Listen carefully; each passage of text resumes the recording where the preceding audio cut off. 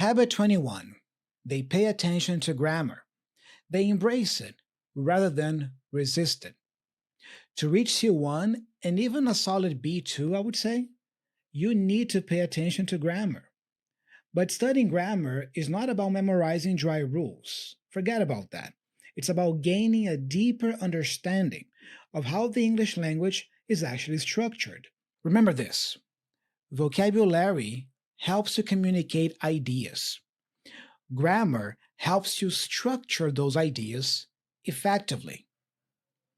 Let me say that again because you know what? You don't need one or the other, you need both. Both are important.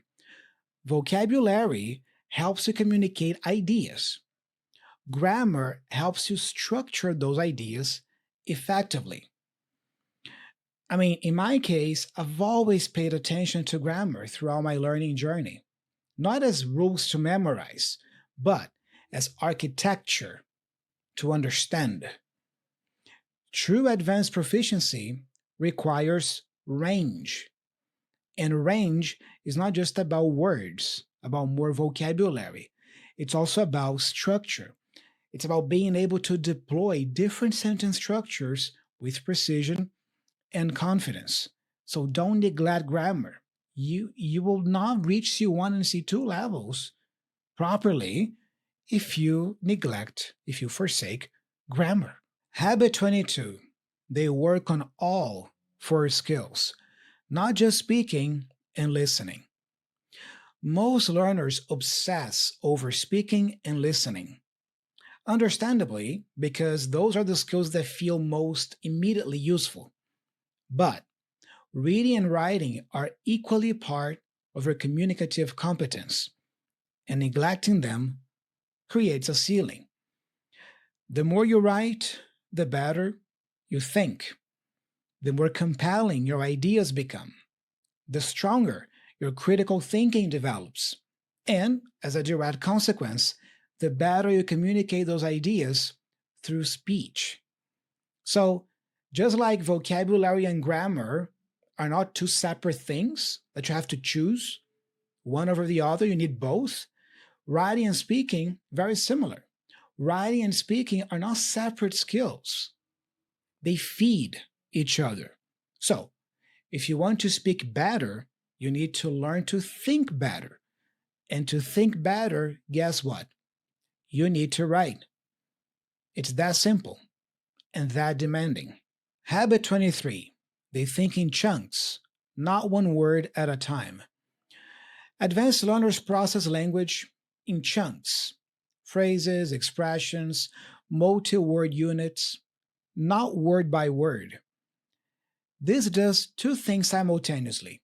First, it builds fluency because your brain stops translating and starts retrieving whole units of meaning. And also, this trains your ear for fast paced, natural speech because native speakers speak in chunks all the time, not individual words. You know, English is full of two-word expressions, three-word expressions, phrasal verbs, idioms, which are whole phrases that carry a figurative meaning. So, by not trying to decode word for word, you put yourself in a better place, in a better position. So, get used to learning and processing language in chunks, in groups, all right? Because that's going to help you understand these expressions more naturally. Learners who think word by word will always feel one step behind. Habit 24. They know there are two kinds of vocabulary and when to use each. Advanced speakers understand that vocabulary is not a single uniform system. There are two distinct layers: standard vocabulary, which is more precise, professional, appropriate for formal writing, professional settings, and academic contexts, and colloquial vocabulary, which is more casual, natural, conversational, the language of everyday life and informal interaction. Knowing both standard vocabulary and colloquial vocabulary is what gives advanced speakers their range. But knowing which one to deploy in a given moment is even more important when it comes to fluency. So let me give you some examples here. Advanced learners are comfortable with both types of vocabulary here. Listen, standard English, I will consider it. Colloquial English, I'll think it over, or I'll sleep on it. Standard English, the situation deteriorated. Colloquial English, things went south fast. Standard English, I disagree with your point. Colloquial English, I'm not buying that. Standard English, she is very talented. Colloquial English, she's got a real gift.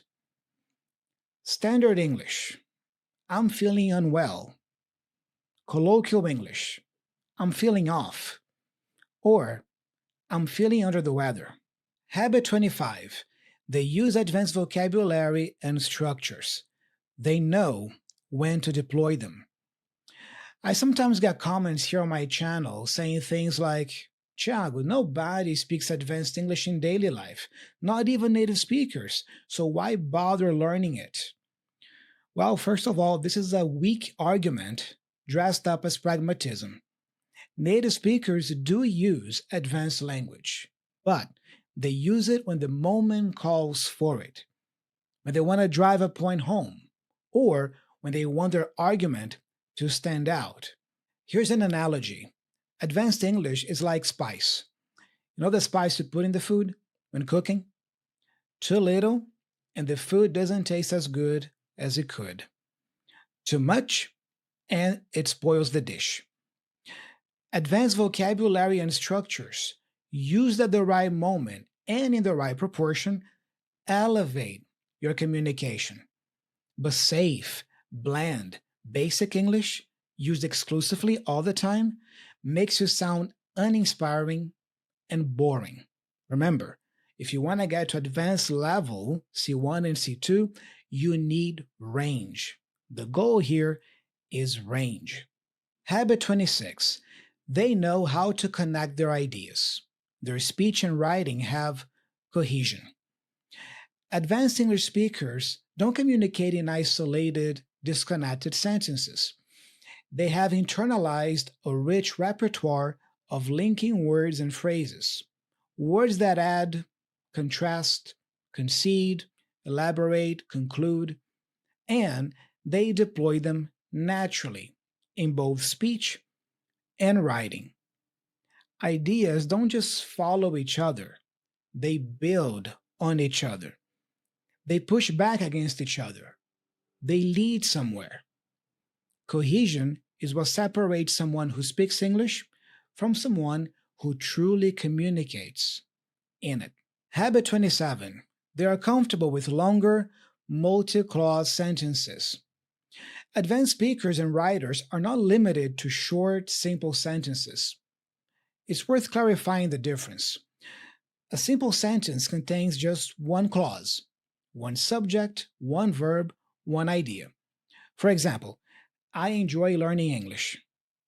Now, a multi-clause sentence combines two or more of those units, ideas that are layered, qualified, and connected within a single flowing whole. So, for example, the sentence I just gave you, I enjoy learning English.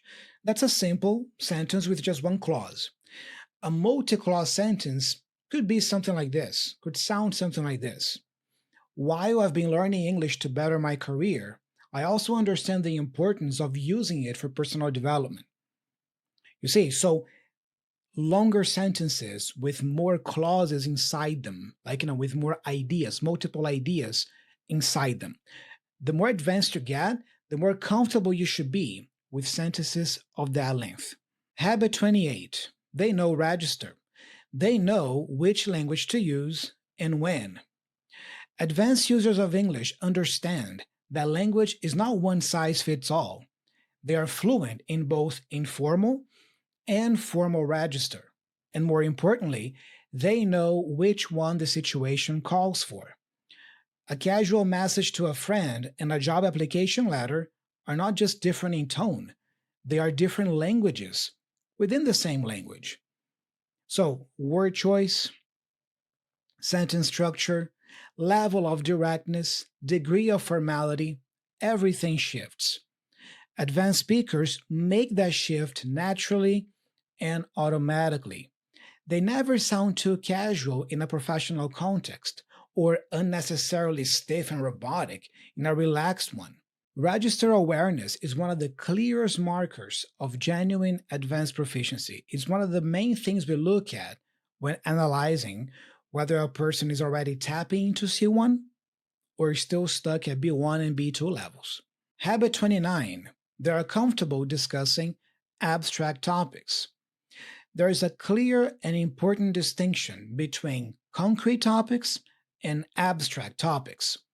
Concrete topics are grounded in the immediate and the personal. Your daily routine, your job, your hobbies. These are the topics that most learners practice first, and most learners stay comfortable with. Now, abstract topics require a different kind of thinking and a different kind of language. These are opinions, hypotheticals, nuance, qualification. Let me give you some examples. Concrete topics could include your daily routine, your hobbies, your weekend plans, your food preferences. Now, a few examples here of more abstract topics could be: will AI replace teachers? What makes a society free? Is ambition a virtue or a curse? You see, so the more advanced you get, the more comfortable you should be thinking about and discussing abstract topics as well. Because advanced learners can discuss their weekend and then pivot to a philosophical question without losing their footing. Habit 30. They know how to paraphrase. They never get stuck for words. Being an advanced English speaker doesn't mean being a walking dictionary.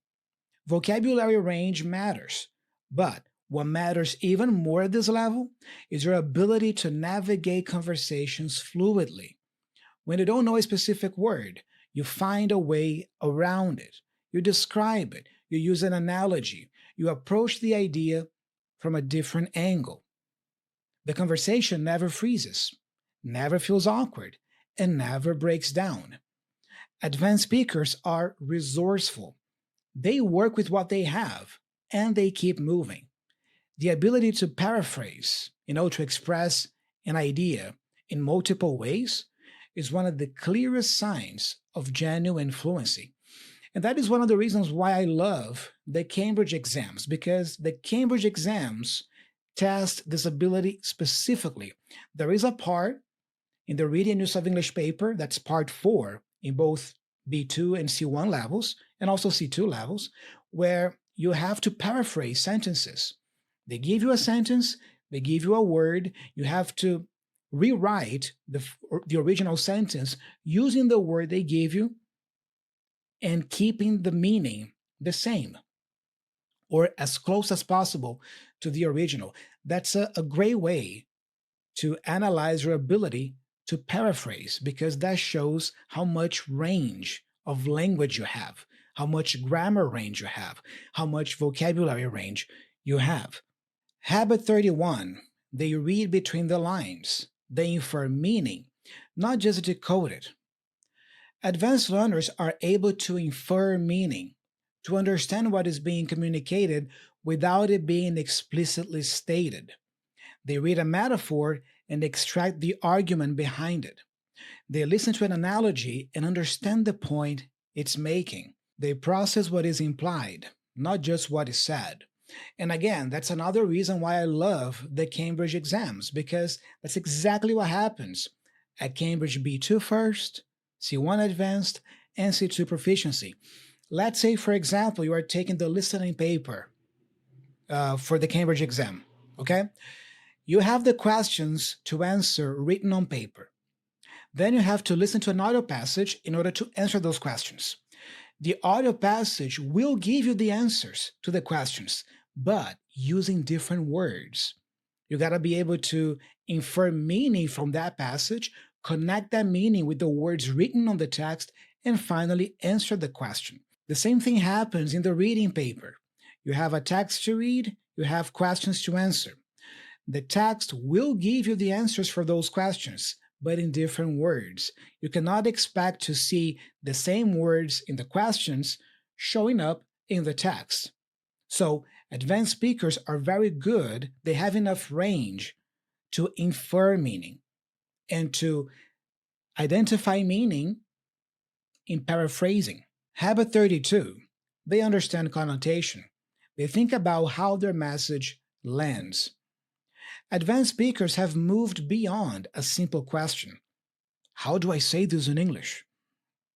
They have added a second, more sophisticated question: what effect do I want this to have on my listener? They understand that how you say something is as important as what you say.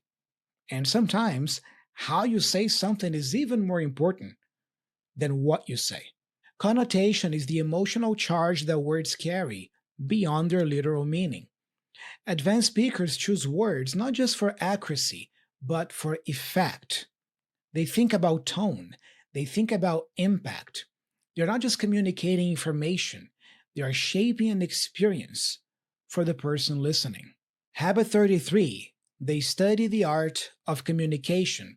They go beyond just English. Advanced English learners understand that communication is a skill in its own right, one that transcends any single language. So, they pay attention to things most learners never think about: pauses, knowing when to stop talking and let an idea land; voice projection, making sure you are heard clearly and with authority; articulation, moving your mouth enough to produce sounds cleanly; gestures, using your body to reinforce and amplify your message. These are not just English skills, these are human communication skills. And when you work on your communication skills in English, you become a better communicator in every language, in every context, in every area of your life. Advanced English is just the arena, but communication, true communication skills, that's the real prize. Habit 34, they have clear, intelligible, and well paced speech. Advanced learners actively work on how they sound, not to erase their identity, but to be understood effortlessly. You don't need to sound like a native speaker. You can speak with your own voice, your own history, your own accent, but clarity is non negotiable. Let me say that again. Clarity is non negotiable. A foreign accent is absolutely fine as long as it doesn't interfere with communication, or as long as it doesn't put unnecessary strain on your listener.